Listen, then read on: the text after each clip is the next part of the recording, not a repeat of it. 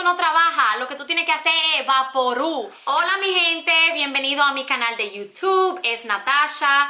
Hoy le voy a hablar español. No, I'm just kidding. I'm not going to be speaking Spanish the entire time. I'll be speaking Spanglish. But hi everyone, it's Natasha. Welcome back to my channel. For those of you guys that are new, welcome. For those of you guys that are returning, thank you so much for coming back. Just take a second to subscribe down below. Turn on your bell notifications. Follow me on Instagram, the whole shebang.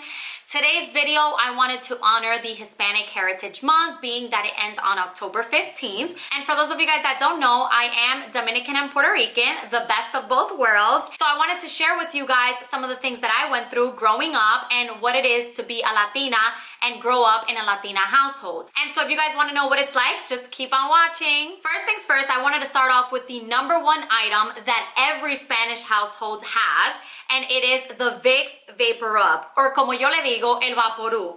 Basically, this is the cure of all cures. This cures your headache, this cures your sore throat, this cures, you know, like any ailments, anything that you have, this cures it. Literally, I kid you not, I cannot go to bed without rubbing Vaporub on my temples, and for whatever reason it soothes me. It releases any tension that I've had from such a long day, and it just smells amazing. Like, if you have any allergies, it's supposed to clear up your sinuses. Get ready, because this is the it factor in a Spanish household.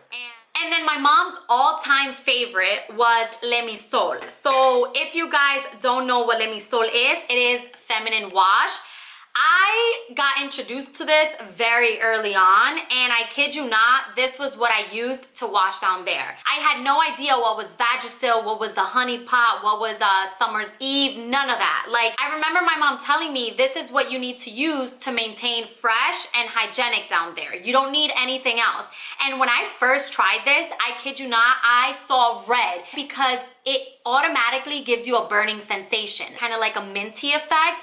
And I was like, oh my God, like this is so uncomfortable. I don't think this is supposed to feel this way. But obviously after using it a couple of times, I got used to it. And I went years using this. I'm telling you, maybe like all the way from 13 until basically college. And then in college, I saw my roommates use Summer's Eve, Vagisil, and I'm like, oh, this is a little different. Let me try this. And as soon as I tried it, I was like, oh, I'm switching over, because I was just fed up with the fact that I couldn't find Lemmy Sol anywhere in my school area, because I was in Connecticut.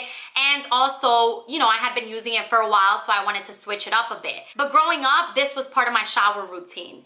If I didn't use this, I did not feel clean. Like, I couldn't just use Dove to cleanse down there. It had to be Lemmy Sol.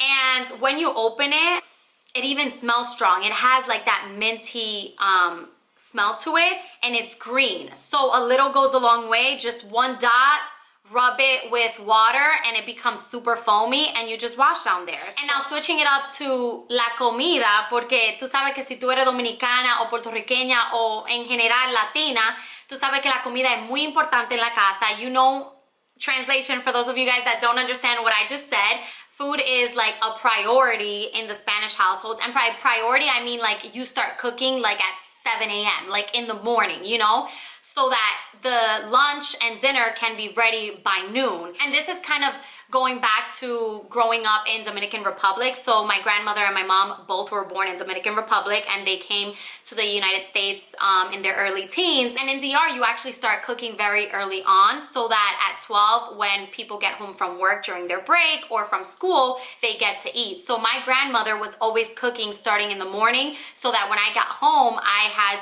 you know, food on the table.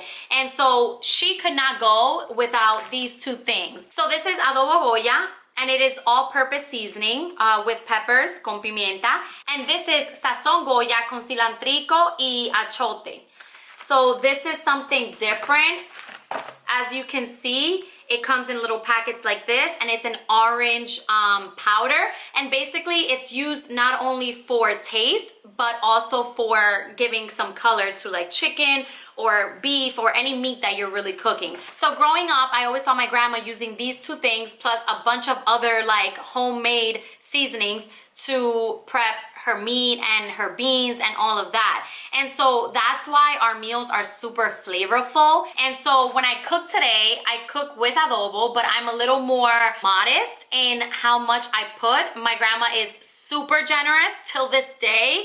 And it's like, I'm health conscious. And so I still like to use the seasoning, but I don't like to use it as much as she does. If you know, you know.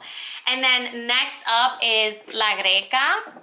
So la greca for us this is like the holy grail of café. So si tú quieres un cafecito con leche por la mañana o un cafecito por la tarde, you use the greca. So this is a coffee maker that's used to make coffee, and you open it up. This is where the coffee grind goes, and then this is where the water goes. So you pour in the water, you have the coffee grind here, then you close it up, and then you turn on your stove and you set the greca on top of your stove, and then you just let it rise up. And I'm not joking when I say that this is a pick-me-up. Like, for whatever reason, this greca does the coffee so much better than a regular coffee machine, like the Keurig, or like what's the other one? I can't even think of coffee makers because I just don't really use them. And of course, you can't go without using café bustelo. So café bustelo is a staple in the Spanish household. It definitely is in my household till this day, and it was when I was growing up. It's just espresso. And in the mornings back in the day, my grandma used to serve me café con leche. So that's a little bit of coffee with milk and bread. So era pan. And I used to dip the bread in the coffee and just eat it. And it was drenched and it was good. Ugh. I can't. I want to have it right now as we speak because I'm kind of hungry.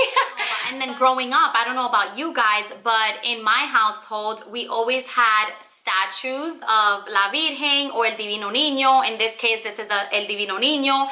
And along with the statue, you used to have velas. So this is a candle, just regular candle. And you used to turn on the candle in front of the statue and sort of pray for health, wealth, really anything, and just a moment of silence. And so we always had a ton of these different colors, red, white, green.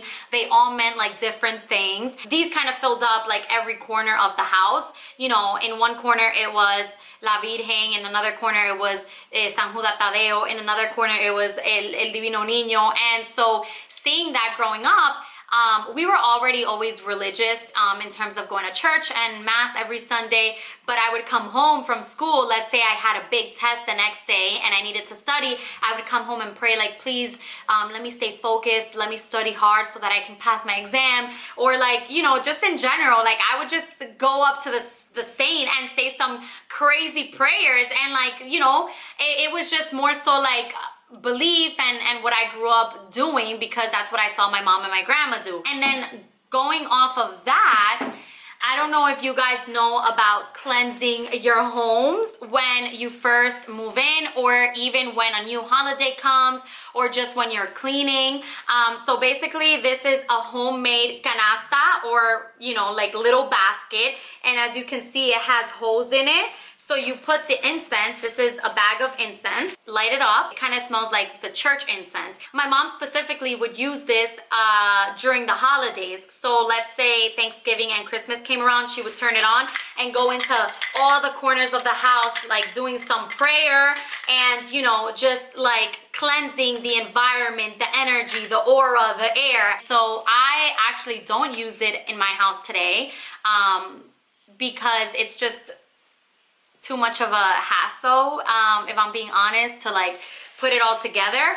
But I do use like regular incense, and I have candles, and just in general, I feel like if you yourself have good energy and good aura, your house and your environment will also reflect that. But that's just my thinking. La chancleta. ¿Qué te digo con la chancleta? So this is a regular flip-flop, but we Spanish people call it chancleta.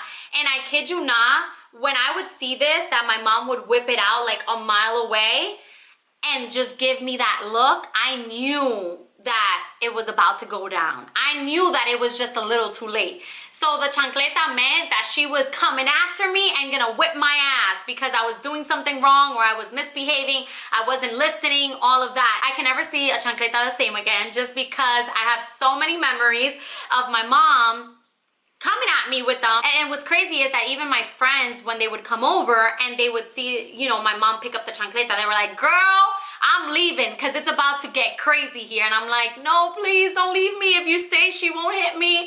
Because it was like she wouldn't hit me hard, but it was like she, you know, wanted to teach me a lesson if I'm back talking or whatever the case was at the time, you know? So I'm sure that all you guys know about La Chancleta too.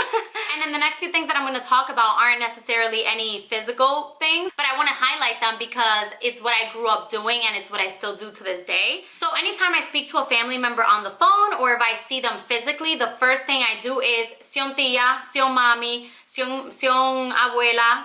Literally Sion, like for short of bendición, because ever since I was little, my mom taught me, like, you always want to ask for the blessing of those that love you. And so when you say Sion tia or bendición tia, she says to me back, Dios te bendiga, God bless you. And so I can't see my family member and not tell them that because they also find it weird. It was like, if I don't say it, they're like, bésame la mano. And then another thing is, like, I always give a kiss on the cheek. So whichever family member I'm seeing in person, I'm like, Sion papi, kiss. Sion mami, kiss. Sion abuela, kiss. So it's like asking for the blessing and also giving them a kiss on the cheek. And then another thing is like these weird ass nicknames. So for example, my uncle calls me Boboja. What in the hell is a Boboja? Like, I still till this day do not know what the name means, where it came from, why he calls me that. But literally as soon as I hear Boboja, I know that it's me and it's my uncle calling me. He's the only one that calls me that. But like, for example, my uncle Jose, we call him Tío Oche. Weird. My cousin Jonathan, we call him Bumpy.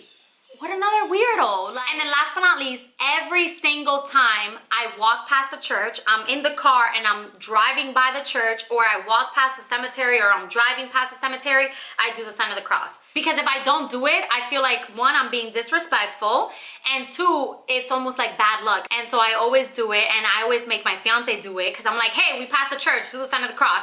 Or like, we passed the cemetery, can you do it? And he's like, no, I don't want to do that. I'm like, you have to do that, or we're gonna get bad luck. I like force him to do that. So it's something that, you know, I don't know if it's true or not, but just as a sign of respect anyways for God, I like to do the sign of the cross when walking by the church. But that's just me. So those are just a few signs that you grew up Latino, and I just wanted to share some of my experiences with you guys from when I was growing up, living with my grandmother and my mother, and just all the things that they had me do that I till this day do. So if you guys enjoyed this video, give it a thumbs up, comment below, subscribe, turn on your bell notifications, and I will see you guys in the next video. Mwah!